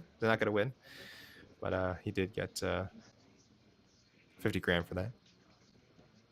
Lotus 99. Kayla hasn't really impressed me in the UFC. She just swole. She's certainly swole. Again, like I said, physically one of the most impressive fighters in the UFC in any division. Just incredible physique for her weight class. And I get it. So in our pound for round, let's do a little MMA fighting rankings talk here, guys. Now we have Kayla number 1 at bantamweight, which is fair. I think four of our panelists have her number 1. I don't think I'm one of them. I think I have Peña number 1. And let me just see here. This bar right on my knee. Sorry, I keep banging into this bar and rocking everyone's cameras. Jose, are you okay? Jose? That's what I've we been care better, about. okay? I'm pretty tired. Oh my god. Sitting next to this scotch. We have Juliana at number 13 in our pound for pound rankings, and Kayla Harrison as high as 4. People have to remember, Kayla, when she was in PFL, I don't think she ever ranked higher than 9 in our pound for pound rankings. Obviously, she took that loss to Pacheco at some point, then knocked her back down, and she's had to climb up. But taking out home was impressive. Win over Cutler Vera was good, and some other fighters have just kind of dropped that were ahead of her. So yeah, she's all the way number 4 in our pound for pound rankings. How much higher will she go if she beats Juliana Peña? I'm not sure. She's behind Chris Cyborg. I could see her jumping over Chris Cyborg. She will not enter the top 2. The top 2 is Zhang Weili and Valentina. I don't think there's any result that would put her above them at this point. And frankly, fighting in the bantamweight division, unless she does Amanda Nunes something like 10 straight title defenses, very hard to move past either of those names. But we'll see. Kayla Harrison has surprised people at every turn. The doubters, anyway, has lived up to the hype of many of her supporters. I don't know how far Kayla can go. What the hell was the question? Oh, yes, for complimenting physique. Yes, she's certainly more than just an athlete. I think she is a skilled fighter, but I certainly a lot of her appeal and a lot of her success comes from her just being an absolutely tank physically. So, well done, Kayla Harrison. The dedication to perform like Kayla Harrison and to maintain that physique is just unbelievable. Truly, really a one of a kind athlete.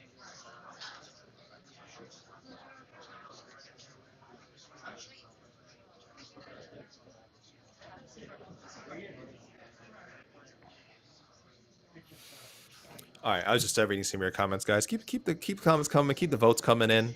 Looks like people are pretty firm. How many times do you hear and new on Saturday? 1 is leading the pack, 58%. My guess would be that's a lot of Kayla Harrison support there. Let's talk a little bit about Calvin Gastelum and Joe Pyfer. We are still waiting for Joe Pyfer. Should we be worried? Yeah, I mean, so we were just saying this is kind of a weird case. You guys, of course, remember Joe Pyfer, Calvin Gastelum, supposed to fight at UFC Mexico. Led to plenty of controversy with Joe Pyfer pulling out with an illness. Of course, him making plenty of, I would say, dumb and insensitive and offensive comments about the country of Mexico. And then recently, sort of trying to walk it back, but then sort of not. I apologize, but I don't apologize. If I offended anyone, I didn't mean to, but also I don't take it back. I said what I said. A lot of that from Joe Pyfer. I understand his frustration. I understand him wanting to lash out at someone, but his comments were just so dumb. You got to have some sort of introspection there. I mean, he was the only one that got sick. He was the only fighter that got sick. So for him to blame the whole country of Mexico is so stupid. And I know he's saying, "Oh, I'm not talking about everyone. I like these people, blah blah." Well, then don't speak in such generalities. Like, is that Is that not possible? Anyway, sorry guys, I don't mean to politicize here, but the real funny thing is, again, like I said, it has been 2 months. I want to say this was supposed to happen in March. This was end of March, so it's been less than 2 months since that initial booking. Joe Piper said he's fine. Joe Piper said like he's fully recovered. Like he said it was really bad after he on the plane. He just said it was a completely miserable experience going home. But that he is 100% fine. So let's hope that whatever happened to Joe south of the border is not affecting him now. Is not affecting his weight cut. Let's hope he's just taking his time. We have plenty. It seems to me, guys, we are using the sort of classic second window. It does not look like it is you have to make the first window. So yeah, we are still waiting on Joe Piper. Again, how concerned should we be? I tell people just to relax. But considering everyone else is made, we're still waiting. Calvin Gastelum did weigh in, guys. He came in at 185. You can guys see that, 185 on the dot. He's at 185 where he belongs. Mario Bautista and Patchy Mix. This is a fascinating fight for so many reasons. Of course, the debut of Patchy Mix, who has just been an absolute buzzsaw over in Bellator. I think unquestionably the best fighter, the best bantamweight, to have not been signed to the UFC until now. If there was any question, it was probably him or Kyoji. And I mean, he beat Kyoji a few years ago, so can't be that much of a question. 20-1, his lone loss to Juan Archuleta, and you can tell he learned a lot from that. That was back in 2020. It was almost 5 years ago, guys. He learned a lot from that fight. Has not been beaten since. His grappling is truly sublime. His striking is actually, I think, quite underrated, but the grappling is really his bread and butter. And a lot of people are hoping he beats Mario Bautista. One, it'll make Patchy pretty much an instant title contender. Two, people still feeling some type of way about that Jose Aldo win for Mario Bautista. Not everyone's favorite victory. A lot of people, I've heard people say they don't think Mario Bautista won that fight. I have no commentary for it. Blood and Beer says Mario Bautista's going to get what's coming. Guys, what do you want? He won a fight. What do you want? What is he supposed to do? You want him to strike with like the greatest striker who's ever lived? No, he did what he had to do. I think the judges should have seen through it. I shouldn't think they should have scored the fight for Jose. But again, 2 out of 3 judges, they said Mario Bautista. Mario Bautista is officially the winner. Now, is Mario Bautista 1 win away from a title shot? I mean, I can't imagine. He'd be on the short list. I mean, that'd be eight straight wins. But I just can't imagine.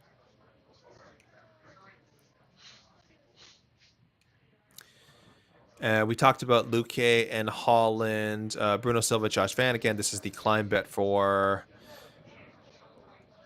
Jed Meshew. So, guys, let's please all root for Josh Van to get this done. And light heavyweight, I am so deeply intrigued by Azamat Murzakanov. I think this guy, I know he's up there in age. It is light heavyweight, so even though he's 36, that's kind of like, one, he's a fresh 36, and two, that's still vaguely in your prime for a light heavyweight. I think he's the real deal. Like, I honestly think if he puts on an impressive performance against Brenton Ribeiro and then wins one more, I think you could see Murzakanov fighting for the title in 2026. I really do. So I would say keep an eye on this. Just want to make sure he's not like buddies with Ankalaev or anything, is he? Murzakanov, he's the real deal. Sergey Spivak, Waldo Cortez Acosta. Hey, don't sleep on this one. I'm not saying it's be a great fight, and this fight could be absolutely horrible. But Salsa Boy is just kind of weirdly putting together a run. I know we can look at his resume. I understand. Don't read too much into it. He's got a knockout of Lucas Przewski, not even the UFC anymore. Ryan Spann, not actually a heavyweight. Robel Spain, not in the UFC anymore. Andre Arlovsky, not. I understand. Waldo is 4-0 in his past 4 fights, all against guys who are either not in the UFC or were not heavyweights up until recently. His other UFC wins, Chase Sherman, Jared Vandera, also not in the UFC anymore. And his only loss was to Pajau, Marcos Rogério de Lima. But wins are wins. If Waldo Cortez Acosta ends up with 5 straight wins again, extending his record right now of the longest active UFC heavyweight win streak. I don't know, man. You got to consider him for something. He is number 11 in the UFC rankings. He's not even in our rankings. I'm the only one who voted for him. Number 11 in the UFC rankings. He'll probably pass Tai Tuivasa with a win. Now Tai Tuivasa's ahead of him at 10. That's kind of interesting to me. Chaos Williams and Andreas Gustafsson. I'll tell you guys, I'm not familiar with Andreas Gustafsson, but everyone is saying this fight will be incredible. I definitely know Chaos Williams. I'm a little worried for Chaos when he doesn't fight in May. I mean, you guys can look at the record yourself. He only fights in May. Oh, he lost to Randy Brown in May, and then he fought this past February and lost, and now he missed May. He's fighting in June. I don't know, but this could be a real fight of the night potential here for Chaos Williams and Andreas Gustafsson. This next fight, I don't even know what's going to happen. Ariane De Silva and Wang Song. De Silva just insane weight miss, 6 pounds over the limit. That's including the 1 pound allowance for non-title fight. Wang Song made weight, but I'm very, very confident this fight's not happening. Jakasaragi, Jusang Yu, I would say bet on a finish. I think that's a great fight. Quillen Selk-killed Yanal Ashmuz. Very curious what they have here with Selk-killed. Again, a lot of hype around this guy. 25 years old, out of Australia. And since losing his pro debut, has won 8 straight. So smoked Anshul Jubilee, just completely annihilated him last fight. A lot of good positive hype here. And Markel Madero's fighting newcomer Mark Twinsky. I don't have a lot to say about that. Again, Mark Twinsky recently defended his Anthony Pettis FC lightweight title, and Markel Madero's looking pretty good in the UFC so far. We'll see which one of these guys can creep up, or just creep up the loaded 155-pound rankings.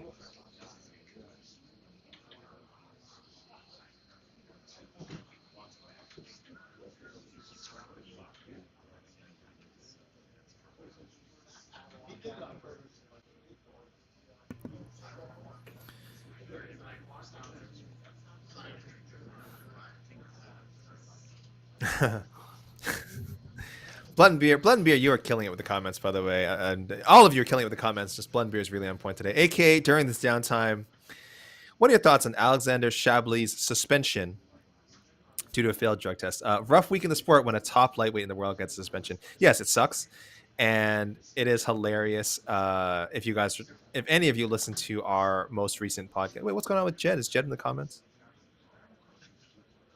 Oh, I see Mike Hex in there. If anyone listened to, I don't think it was the last episode, the last podcast before the second most recent podcast. Somehow we ended up in this insane tangent about Alexander Shabli. It was in discussion about Paddy Pimblett. Paddy Pimblett we were like, oh, is he finally going to be ranked in the top 12, top 13? I don't think he'd been in our rankings before. And EKC Leiden did not have, excuse me, Paddy Pimblett, and we asked him why, and he has like Alexander Shabli at like somewhere in his top 15, and so we were using that as like how can you have Alexander Shabli ranked and not Paddy Pimblett? And somehow, I don't know, we ended up talking about Alexander Shabli for maybe 20 straight minutes, more so than any MMA podcast has ever talked about Alexander Shabli. So yes, it is a shame to see him get a suspension because he's a very, very good fighter. Jokes aside, a very, very good fighter. Now, it is only 6 months. It's kind of like a slap on the wrist. He'll be back eligible to compete by September. Not a huge deal.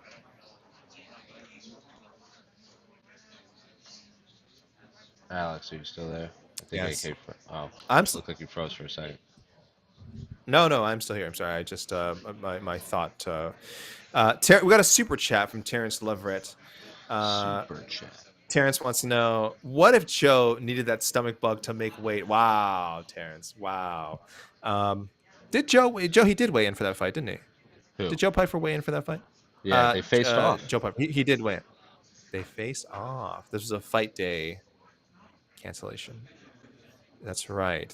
Joe Piper weighed in at, what's this done? Thank you, the fine folks at Topology, as always. 185. He was 185. But again, we don't know. We don't know if that caused some sort of problem with him. And again, he said he's fine. We saw him talking the Ara Hawani show. He said, I'm fine. I'm fine now.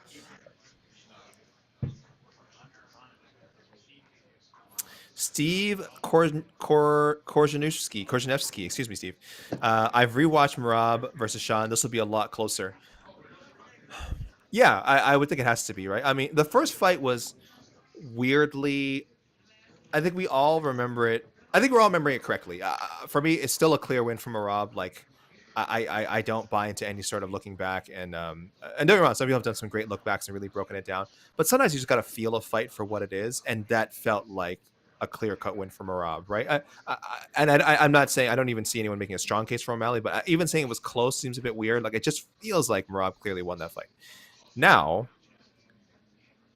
he didn't do a lot of damage in that fight. That's also inarguable, right? No one would say, "Oh, Merab like slaughtered Sean O'Malley." No one would say like he brutalized him. He certainly didn't. And we've seen this as kind of a problem with Merab. He also starts like goofing off in the 5th round and stuff. Like, we've seen some problems with Merab. So it's not inconceivable that O'Malley like does a little more damage, finds a few more opening strike, and then he wins a decision. I don't know. But yeah, this fight should be close. I just don't see this as I don't see Merab as ever just straight up just smashing Sean.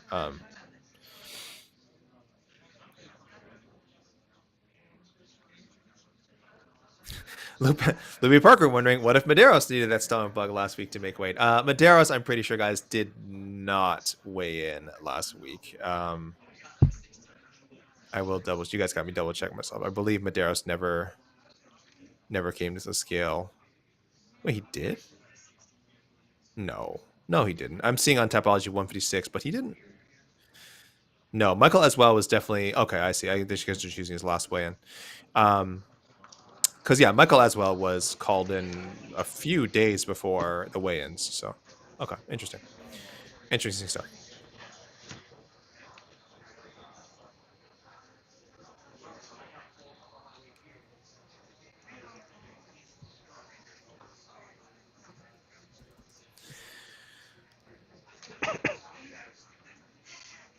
I'm going to close the poll. I think in a second, guys. How many times do you hear Anu? I think it's pretty firm. You guys are expecting 1. You guys are expecting Kayla Harrison.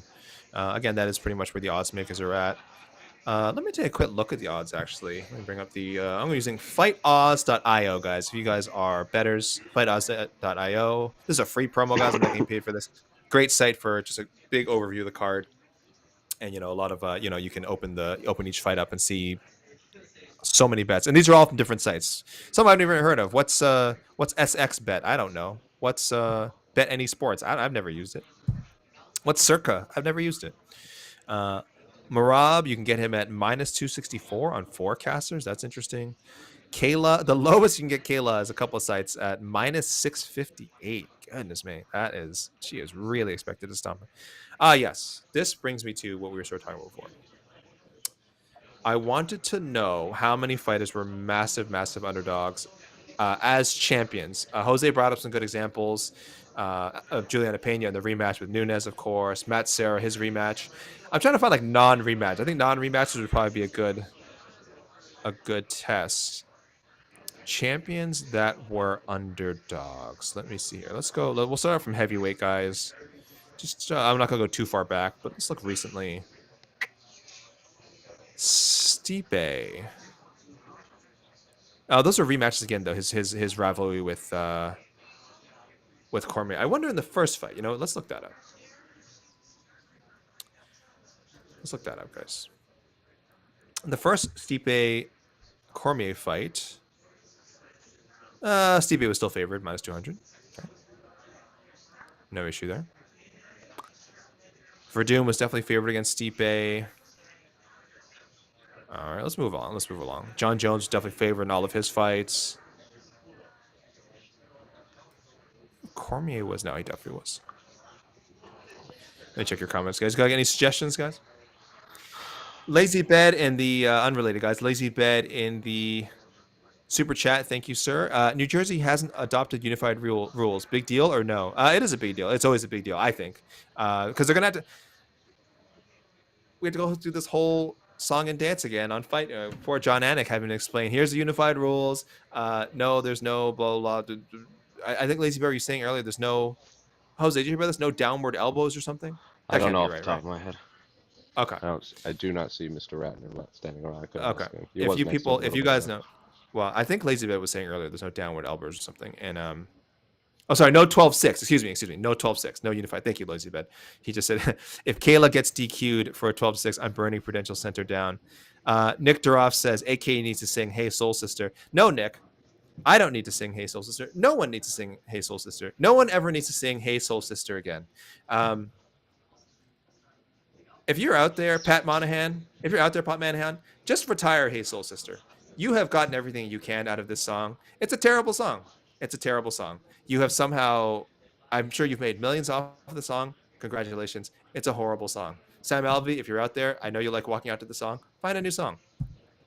I hate the song Hey Soul Sister. It's horrible. It is my, I know you guys all there all hate Sweet Caroline. I love Sweet Caroline. I know you guys all hate that song. This is my Sweet Caroline. I hate this song. Thanks, Nick. You triggered me. Thank you. But yes, back to the elbows. Yeah. So Lazy Bed is saying no 12-6s. No 12-6s. That might be true, guys. You guys remember that was sort of recently tweaked in the unified rules that they finally kind of got rid of the ridiculous, like, oh, you need to angle your elbow a certain way. You can't have people stabbing downward with their elbow bone. And we got to see that in action at some recent events, and it was awesome. Apparently, you will not see that in New Jersey, so be on the lookout for that, I suppose. Patient Panda, I love that song. Good for you, Patient Panda. I hope that you have it at your wedding, or had it at your wedding if you plan to get married or whatever. Just, I hope you wake up to it every day. I never will. I cannot stand that song. Sorry, guys. Let me stick here again. Sorry, with this topic of champions that were likely underdogs going in. It can't be a long list, and certainly not again minus or whatever plus 500 underdogs. I mean, that is just a crazy number. That is a crazy number. Was Jose Aldo an underdog to McGregor? I doubt it. I doubt it. Okay, well, according to Topology, it's about pick 'em, almost a pick 'em, and I'm sure depending where you went, it was no more than minus in either guy's direction. Yeah, I'm trying to find not a lot of non. I imagine there's quite a few rematches out there where the person who won the title was. I bet Leon Edwards, Kamaru Usman, their trilogy bout. I'm nearly certain Kamaru was favored. Let me check real quick. So, guys, it's very uncommon. My whole point is, I'm sorry to ramble like this. My point is, it's very uncommon. Usman was a minus 270 favorite in the second championship fight with Leon. Very, very strongly favored to regain the title, and he did not. We'll see him again, though, next weekend in UFC against Joaquin. Hey, happy National Donut Day. Okay, before I forget. Apollo. What's that now? Happy National Donut Day to everyone listening. Oh, is that today? It is indeed. Happy National Donut Day, Top everyone. 5 pound for pound donuts, girl. Oh gosh, I don't know. I don't eat that many. I like chocolate glazed. That's it. That's all I have to say. Sprinkles? I like those sprinkles. I'm going to ask Jonathan. John. Do it. He's ESPN cameraman extraordinaire. I'm going to get your opinion. Top 5 donuts. Top 5 donuts? Because it's National Donut Day. Jonathan is making his MMA fighting debut. Maple Bar's pretty solid. Maple Bar? I said donut. Maple Bar's a donut. You're insane. It's like saying a croissant is a donut. Jose, what's going on? You went to the wrong. You said this guy was incredible. Yeah. I built you up and you're coming in here with a Maple Bar? Are you crazy? I like the pink frosting and sprinkles. Yeah, the classic Simpsons one. That's my favorite. Good cake donut. Cake donut? Like the old-fashioned one? I like an old-fashioned donut. Yeah. Okay. So you got 2 more. Okay, well, if I can't say Maple Bar, can I say, like, Bear Claw? No, you can't say Bear Claw. A Bear Claw is Jose, a bear what claw. the? A donut Jose, has a what hole the in it. hell? Who is Does he this enjoy? man? Does he enjoy croissants? Is that his favorite donut? What's going Yeah, on here? he just goes, what's his favorite donut? A croissant? What's happening? The Munchkins? Those are good. You need 2 more He's donuts, actively Jonathan. trolling. He's actively trolling at this point. Donut holes aren't a donut. They are a byproduct of a donut. That's literally the opposite of a That's donut. literally they push the donut hole out and create a donut hole. It's the opposite of a donut. Okay, do you think then, like, a jelly-filled donut is a donut? What was that second word after jelly-filled? Donut? There you go. But it doesn't have a hole in it. But it's filled. And it's in the donut section. So is a Maple Bar. No, Maple Bar's in the bottom right. Away from them. I never really If you say, "Can I get a dozen donuts?" Do they ever include a maple bar? Probably not. Ooh, that's a good point. Gee, so you're a jelly filled? Who's number four? Yeah, yeah. So need one I can more. go jelly filled four. I don't You even know. can't think I don't of even any know donut. You got Boston cream. You got chocolate glaze. You got double chocolate. You got toffee. You got um, Bavarian cream. You got a million donuts. Maple bar. You can do maple brown sugar donut. Okay, yeah, There you go, maple yeah. brown sugar. Maple brown sugar. It's just a glazed donut with a maple frosting. Yeah, I like a good glaze, a good Good classic glazed. glaze. Yeah. Yeah, yeah. Don't worry, AK apparently doesn't eat donuts up in Canada, Wow. even though he has Tim Hortons, I eat whose one is donut, toffee donut from Tim Hortons, primo donut. The only really notable, sorry guys, totally unrelated to what Jose's saying. Though a very lively discussion. We'll actually get back to it. We have other. I just want to say Islam. Islam was favored against Charles in their first fight, but not crazy. Minus 190. So minus 190, hovering around 2-1 favorite. So a favorite, but it's rare. It is rare for someone when it's not a rematch to be favored against a champion. Jose, we have a super chat Mhm. for you. Mhm. Though I think this Hit is me. a. Oh my God, we have two super chat. Okay, I mean this is a ridiculous question. Patient Panda wants to know: has Jose ever watched Trigun? Yes, 1,000 times. It's literally I was like gonna my say. I was background gonna say. noise. I was gonna say I could have answered this one. I feel like I could have answered. Did they remake it? Was there a remake of that or something? Yeah, but and What it's am I? really good I'm actually. out of the loop. Okay. It's actually Oh very really? good. It's Okay. like the same story and everything, just updated animation. Similar to what they do with Hunter x Um, Hunter. related and Jose, when I ask this next question, please keep in mind we only have 30 minutes left in the stream. Okay. Please, can Jose give me recommendations for a new? This is from Terrence Leverett. Recommendations for Dan a new manga for 2025. Dan would be my number one recommended anime and manga. How do you spell Um, that? Oh, Dan. yeah, Dan would be number Okay, one manga and anime cool, of 2025. Kingdom is cool. very good. Is it Blue Lock or whatever is very good. There's a very good jazz anime, that movie that just came out on Netflix. Can Blue you something. Very good. can you sum up Dan for us Do you like? quickly?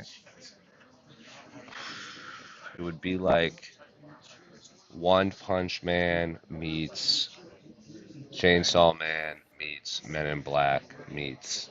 Whoa, what? Yeah, it's just like a couple kiddos who stumbled into this world of combating ghosts and demons. Okay, that sounds super fun. Yeah, or what's it Yeah. called? It's also on Netflix. Shoot, I can't remember the name of it. It's the one with the store clerk owner. I'm about to Google it. I'm like all cut. Sakamoto Days. That is One Sakamoto Punch Days. Man meets John Wick. Sky River Rain says Dan has a killer opening song. Oh, so good. Sakamoto Days and Dan would probably be my answer. Lupe Both on here. Netflix. By the way, Lupe Parker, thank you for chiming in here. Other favorites, I totally forgot these. Of course, Ngannou, Stipe won. Obviously, Francis was favored. Francis was a favorite Um, in that one, huh? he was. The hype. Remember the hype videos? It was all Francis. Like Francis is like this man is a living god. He's going to annihilate this old man. And Stipe did the damn thing in the first fight. That was a great performance by Stipe. He did get killed in the second fight, but come on, whatever. He won the first one. Till versus Woodley. I totally forgot. Till versus Woodley. Uh, this is a weird one. Nunez versus Cyborg. Hold on. First of all, obviously we're talking about the featherweight title, which is I don't know, a dubious title. I am not seeing that Nunez was the favorite. Again, I am going by typologies, so maybe it depended where you looked. I wonder if you could have gotten Nunez at minus money going to that fight. I don't recall Nunez being the Excuse favorite me. though. So if I'm wrong about that, Luke. But either way, great suggestions, Lupe. Um, definitely Stipe was the underdog for sure. Woodley, I remember was the underdog. You guys can find. I don't know if was with MMA Fighting at the time, so my predictions either here or on like the score or something. I had picked Till. I was all in on the Till bandwagon. Everyone, I was just like everybody else, like, oh, Till's a great striker. He won't be able to get taken down. Blah, blah, blah. And Woodley ran through his ass. So super wrong. Yeah, Joe Ptolomeo, Islam Charles. Yeah, Islam was about 2-1. Yeah. Woodley Usman. Usman was not favored going into that fight. That's definitely, I think, doubt in it. retrospect, we're like, holy crap, like that wasn't even close. Um, Woodley was, according to Topology, minus 195. So again, hovering around 200, guys. Somewhere, depending where you look, somewhere probably from minus 185 to minus 205. So yeah, he was favored. Doug Dimadome wants to know, Jose, Doug have you? what? Oh, Dimadome. Doug Dimmadome, owner of the Dinsdale Dimmadome? The one and only. Have you read Tom King's Mr. Miracle? Oh, have I read? I He have says he I have loves Dark it. Side. I have Dark Side is tattooed on my shin. So yes, Doug, he loves it. You're a big Tom King guy, right? You Love like Tom Tom King, King. right? Yeah, you love Tom King. You're a big Tom King. Yes, I do. There's some stuff I'm like, all right, let's move on. But he's very good. 7 posts. Okay. Yeah, guys, listen. Yeah, Jose's the guy to go to. We didn't even talk. You know what? Sorry, guys. While we're waiting for both Joe Pfeiffer and Markel Medeiros, and by the way, I would be getting worried now, especially with Markel, because I will tell you guys again. I know this one flew under the radar. Markel was supposed to fight at Vegas 107, and he withdrew due to an illness. So it was very confusing to see him rebook so quickly. Again, illness could mean anything. It really could have just been something that prevents him from, doing some sort of athletic activity for 48 hours. I understand, but see him like what was the rush to get him on this card that already had 12 fights on it? I just don't understand why they insist on this. Maybe it's Markel. Maybe Markel really, really wanted to fight. Man's got to eat. Man's got bills to pay. He's going to do all this training camp. He doesn't want to go through all that again and then wait another 3 months. So totally could be on Markel's side. But again, all parties involved need to really think about like their fighters' health and preparation, because he's probably close to making weight last week. Now he's got to make weight again, and it's not like this is all in Vegas. This is had to go to Newark, New Jersey. Strange stuff, guys. Strange stuff. Hopefully, we see Markel and Joe Piper show up. But we are down to the last half hour. We are under half an hour now. I do want to talk a bit about John Jones, guys. Hey, guys, who saw the John Jones tweets? Let the comments populate a little bit here. I can't even summarize them, guys. I was going to say like, well, let me read a few. He literally tweeted, again, he's in another country or was traveling from Thailand, so he's on a different schedule right now. But he tweeted like, it must have been 20 tweets overnight. I was actually up pretty late last night, so I saw some of them, but I thought that was it. And when I woke up, there was like 8 more tweets that I didn't see. So, I mean, it's what you guys expect, just sort of replying to a lot of the Tom Aspinall stuff, people criticizing him over not fighting, and just him really being a classic prideful fighter. Maybe that's the most generous way I can put it. Musty, we don't care about Jones. That's fair. Musty, you're right. I shouldn't even this is what he wants, right? He wants us to be talking about him on shows and podcasts and writing articles about it. That's the whole point of this, right? Lupe says Jones was drunk during those tweets. You don't know that. Could have been perfectly sober. Joey Rock, why are you putting a duck emoji in the chat? I don't understand. What does that do then? Blood and Beer, he was all over the place. Yeah, very, really, really wild stuff. Again, you guys can find it. I actually want to check. Has he deleted anything? It's really actually quite curious. Surprisingly, I don't think he has. This seemed like a classic tweet and delete scenario. No, man. You guys, if you guys like John Jones tweets, they are still up there.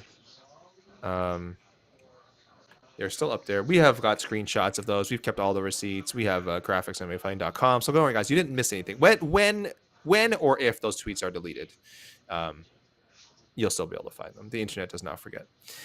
Joseph Boza coming in. Holy crap, Ariane De Silva is 132. Yes, Joseph, that was not a typo. That is not a typo. Ariane De Silva strode onto the scale, and after a bit of a pause from the commission, who I think were not entirely sure what they were seeing, was registered at 132 pounds. That is 6 pounds over the limit. So, Joseph, if you were looking forward to that fight, I would say hold back, dial back some of that enthusiasm. I think that fight is going to get canceled. Aaron Capricorn. John Jones is like having 5 flavors of ice cream I never wanted for 10 years straight. Now it's time for my favorite flavor, but he doesn't want to give it. Jeez. Aaron, maybe you should tweet that at him. Maybe that'll finally get him to like shake up, because that's a pretty tragic image. Wow. Chris Wilson, how did Kayla look? I missed it. Well, Chris, you can check out our socials. We have Kayla Harrison's weigh-in on Twitter, on Instagram, TikTok, you name it. Whatever is your social of choice, hop onto there. But I will just tell you, she looked great. Kayla Harrison looked great. Had to make 135 on the dot for the first time. Has never weighed in lighter than 136 for any of her fights, but she made it. I thought she looked great. She's gonna be. I think she's gonna be in fine form on Saturday. Win or lose, I think you're gonna get a hell of a fight out of Kayla Harrison.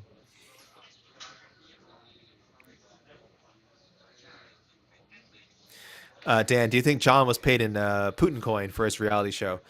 Man, I do not know what the hell's going on with that reality show with the Nate Diaz thing. Was that a manufactured moment? Is there going to be any way for us to watch this reality show? Because this is the same guy who did the Aljo Piotr Jan one, right? I think so. I don't know. Lupe, can we talk about Waldo for a second? I truly believe he's the dark horse of the division, and with how weak it is, he could be fighting for a title in the future. Yeah, we can talk about Waldo for more than a second. I mean, we did earlier, but I'm happy to talk more about Waldo. 5 straight. The guy's got a bit of style to him, you know? The fighting style, not always crowd-pleasing. That's a nice way to put it. But he has like a personality. There's a personality. Personality goes a long way. Shout out to Jules Winfield.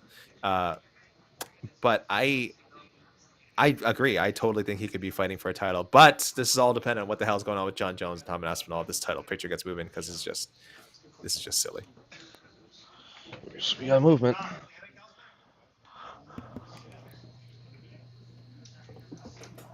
Here we go, everybody. Intangible 79. We still haven't seen Aljo Jan. I think that is on YouTube, man. Let me double check real quick. And maybe it's not available in the US. I don't know. I thought I saw the. Maybe it was only clips. You know what? You might be right. Alf Global is the. No, you guys can find it. Alf Global INT on YouTube.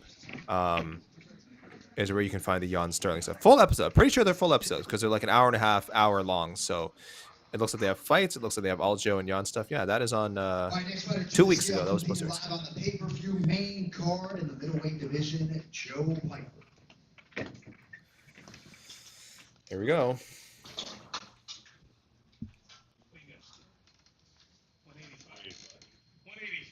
185, the official weight for Joe Piper.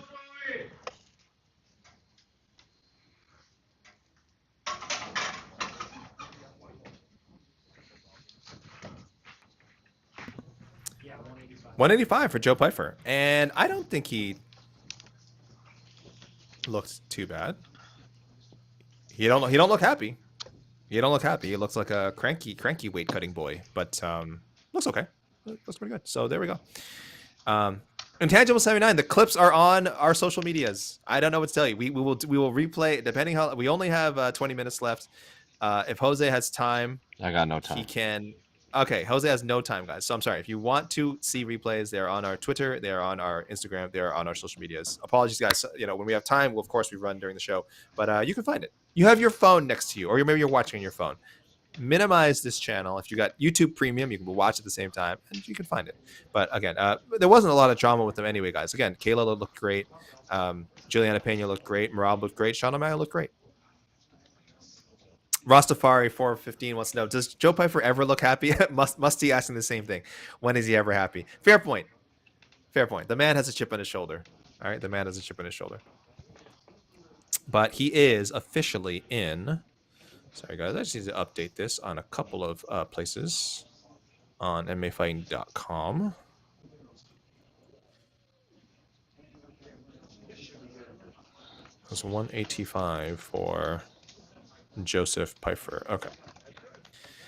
Now we are just waiting for Markel Medeiros, and we got a lot of trouble here, guys. I won't go over it all again, but yes, was supposed to fight this past Saturday. Pulled out due to an illness and inexplicably rebooked to fight a week later against Mark Chwinsky. So we are just waiting on Medeiros. We're not waiting on De Silva again, guys. Obviously, she's not going to weigh in again. I don't think there's some way she's magically going to lose 6 pounds in an hour.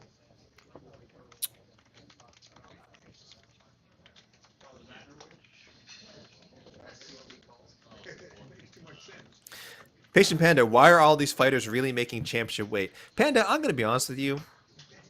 I don't know that they are. This commission has been very strange all day. So for anyone just tuning in, we started off with quite a bit of chaos. We started off with Jose's blood pressure rising because one of the gentleman commission, one thing, kept standing in front of Jose's camera after every weigh-in. That was quite irritating. It looks like they got that sorted out. And for 3 of the fighters, for some reason, he insisted on saying like, "Oh, by the way, it's not just it's their they didn't just make weight. They were 0.1 pound over." I don't know if someone told him to stop doing that. Maybe John Anik, because John Anik was not acknowledging it. I think I'm trying to think who was first. It was like who was the first people to weigh in? That was like Chaos Williams. Chaos Williams something was like 170, and he was like, "Oh, this commission guy." I was like 170.1, 170.1. Anik just straight up just read it as 170, ignored him, and this happened 2 more times. Both times Anik ignored him because Anik's the champ, and so we are not acknowledging this 0.1. We don't know what happened there. It was very, very, very, very confusing. Sorry, Patient Man, to get back to your question. Why are all these fighters really making championship weight? I don't know that they are. I feel like the commissioner, like Anik, had to tell them, like, "Oh, by the way, guys, this is a 125 fight coming up." And I think the commission, just like they saw the person step up, they vaguely put the scale, the thing, in the right area, and then they were like, "Ah, close enough," and they just said 125. Because with the exception of Quillen Selkilled, the only guy they read is 156. Yeah, it does look like everyone made championship weight. I don't know if that's the case. I think they were just getting them up there and then getting them. Marab was also a weird one. Marab was 1 pound under. And then Aaron De Silva wasn't even close.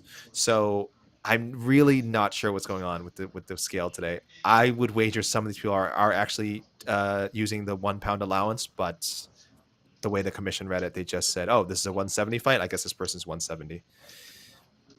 That's my theory, guys. That's my theory. You guys, anyone who was watching earlier, I think you can kind of back me up on this, right? It seemed a bit odd.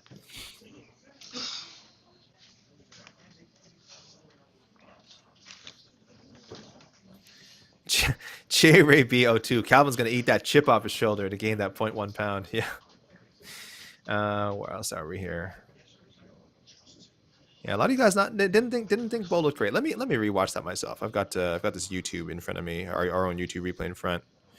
Not gonna update the graphic now, guys. Just to let you know, again, we've only had the 1 miss, Arian De Silva, and you guys just saw Joe Pfeiffer. He made. People seem to think he didn't look great. Let me take a look at Joe. He looks thin. Oh, I think he looks fine. He looks a bit definitely a bit drained out, but I mean, normal weight. He's not wobbling on the scale or anything. Definitely cannot wait to get some water in him. It definitely looks like he's had it. Okay, nah, he's fine. He's fine.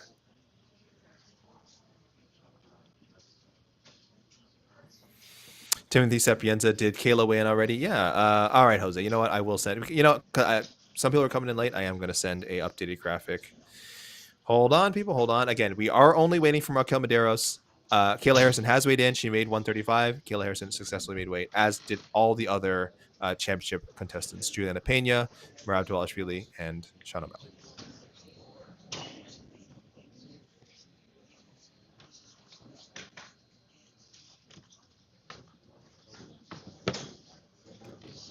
All right, guys. I'm going to send this to Jose, and hopefully by sending this, Markel Medeiros will say, "Hey, don't update the weigh-ins without me," and then show up and make 155 on the dot.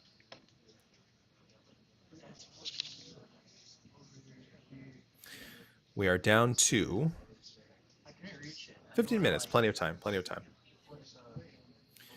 Plenty of time, everybody. So we've gone over this card. I want to talk a bit more about Kayla Harrison. I see a lot of people saying, "Oh, can she revitalize the bantamweight division?" I'm a little sketchy with that. The hope is she brings Amanda Nunes back. Okay, fine. We get Amanda Nunes. Kayla, great fight. After that, what is the contender line? I think weirdly, there's a lot of a falling for Norma Dumont. I think people want to kind of see. And if she got it, great. It looks like she's, knock on wood, it looks like Norma Dumont has finally got her weight cutting issues in order. There have been reports that she has a fight booked. Norma Dumont is supposed to be fighting. I thought I saw reports.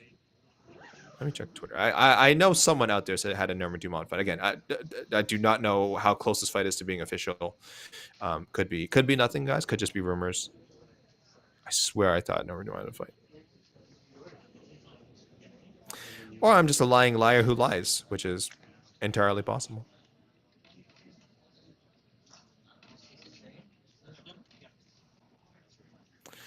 Wow. Oh, you know what? I'm thinking of some scuttlebutt I saw. Let me just disregard what I said. Disregard. She doesn't have Blood and Beer. MMA Fighting. Best of the best. Thank you for the super chat. Blood and Beer. I think our site's pretty great. I think Jose Young's pretty great. We do our best. I'm not gonna be naming up people because I'm just gonna forget. But you guys know the MMA Fighting crew. I love all my dudes that I work with. People behind the scenes that make the magic happen. It's all good stuff, guys.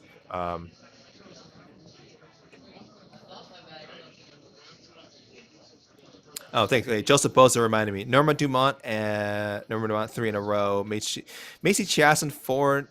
Joseph Boza, Macy Chiasson has not won 4 in a row. Joseph, I think you need to correct yourself. Did you watch UFC Vegas 107? Macy Chiasson definitely has not won 4 fights in a row. Michael says, I'm just a lying liar who lies is going to the next Dana White media hit piece. I hope so. Dana, wasn't Dana going to do a sequel? Where was the sequel? I was so like, come at me, bro. Like I need the clout. I need the clout. I'm one of those people. I'm like, oh my gosh, I just want people to hate me. So people are talking about me. Yeah, get me on there. But yes, the bantamweight contender line. There's not much to it. And I do think having Kayla at the top, it makes it more interesting for sure. But I'm just gonna laugh. I'm gonna laugh if Juliana Peña just throws a wrench into all this. So that is that's what that is. Joseph, Macy Chiasson won 4 in a row women's bantamweight. Yeah, that's fine. But I mean, we all saw the Veda fight. It doesn't matter what weight it happened at. That's they're gonna look at that as a loss and say like, yeah, Macy's not really a bantamweight contender. And again, it wasn't her fault. Let's keep in mind that Macy Chiasson Ketlin Vieira fight was made featherweight because it was Ketlin Vieira who had trouble making weight. So raw deal for Macy, but it really would have been nice for Macy to be able to pull out that victory. It wasn't close. I think that's the other huge issue, guys. Is like she just didn't look good. Like I know she was frustrated. I'm sure she's annoyed. Ketlin Vieira's a very good fighter, so it's not no hate on either woman. Ketlin Vieira's great, but man, I really thought Macy was ready to make the leap. Like I think she is someone they would love to give a 135-pound title shot to. There's just been too many weird bumps along the way. It's unfortunate. I think Macy's really talented.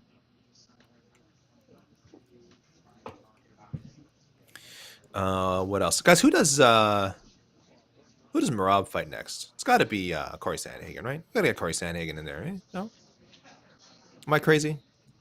Maybe. What if Pashy just goes out there and does the thing? Right. Oh, yeah, I'd like to see that. Okay, and plenty of time, so this is a good sign. All right, our final fighter to weigh in this morning, competing in a prelim in the lightweight division, Markel Medeiros.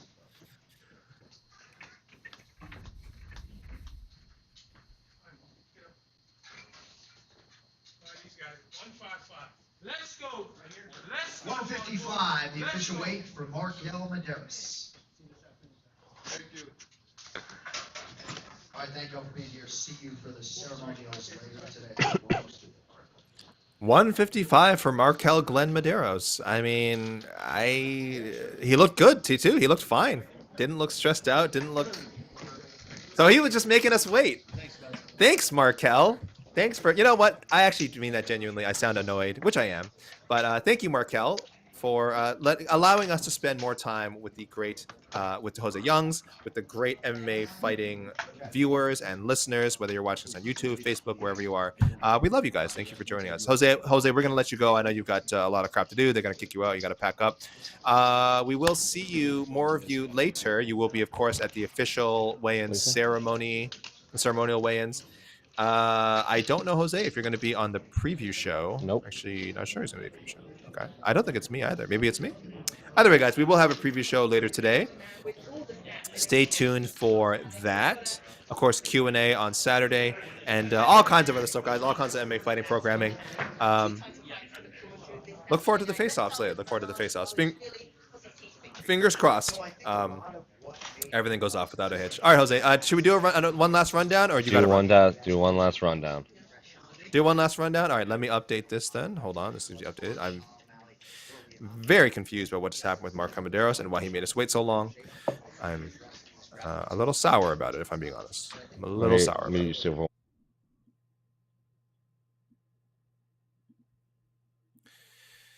Let me just get this to Jose.